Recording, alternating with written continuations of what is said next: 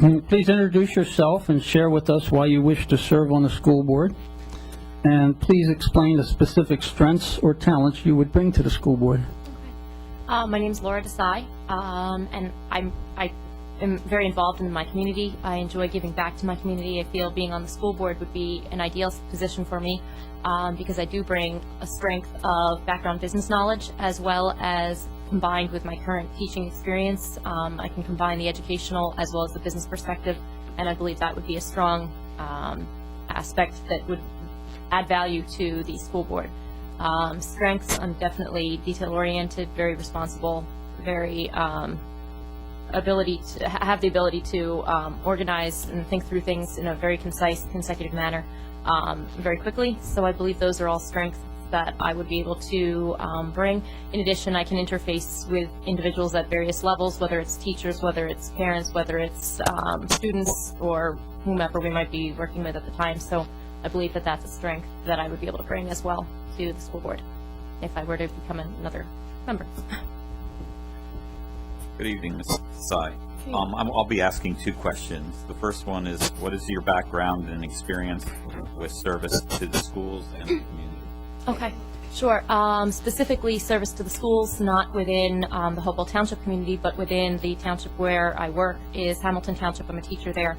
I was just named district teacher for the entire district as well as for my school, and I've, in that capacity, served over the past 4 years in the district of Hamilton in a variety of ways, interfacing on their outdoor educational program, being a teacher for that consistently in the Stokes as well as at Veterans Park, serving as a soccer coach for the girls team at Crockett Middle School, serving as a basketball coach for the girls team at Crockett Middle School, serving on the SLMT committee, which is the school level management team committee there. In addition, I've worked with a variety of the individuals in the board office, revising various curriculum standards for both foreign language as well as working for the outdoor environmental education orienteering, which is what I teach there. So I've been very involved in that district. In my community aspects here in Pennington, I've been involved with the children that attend the Hopewell Valley Regional School District through my involvement at St. James Roman Catholic Church. I've held a variety of leadership, staff, as well as volunteer positions, teaching religious education, running youth group, running a music group, and a variety of other capacities, teaching RCIA, and I could probably go on for a while, but I'm trying to be concise here. So I've interacted in a number of variety of ways in different activities throughout the community here in Pennington through St. James.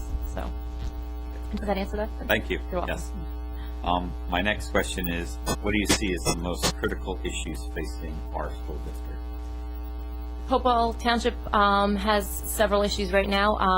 I think especially the first one we already have solved. We have a new superintendent, so we have someone who will be able to interface and kind of look at the different issues. Budget, spending, I would say is probably really huge, and that's what I thought back in April as well, when I interviewed at that time. And there's a need for us to look at how we're spending, where we're spending, make sure that we continue to provide the students in the district with an unparalleled level of education that the district has been known to offer in the past, but at the same time without causing significant increases in our budget, because obviously taxes are very high at this time, and we want to try and look at where we can not increase costs but still offer unparalleled opportunities. Thank you. Laura, if you made a recommendation to the board and it was not accepted, what would be your issue? If I made a recommendation and it was not accepted, I would feel that perhaps I need to look into what I could do to make a better recommendation in the future. But yeah, in any leadership capacity, in any leadership role, in any time you work on a team, you have to understand that sometimes your idea will go forward and other times your idea does not go forward. And whatever the best and strongest idea that's presented and offered out there is probably the one that should move forward. So I wouldn't really hold any hard feelings. You know, not everybody's idea can go forward. So you share some, you win some, you lose some. Sounds good. Thank you. Thanks. What do you believe is the role of the school board member in relation to the responsibilities of the administrative and instructional staff? Sure. The school board member can make, in terms of the specific staff, the staff may come to the school board, especially if they know you from the community, and say, oh, you know, I'm feeling this or I'm feeling that. And you can say, well, you know, I can bring this up to the school board at the meeting.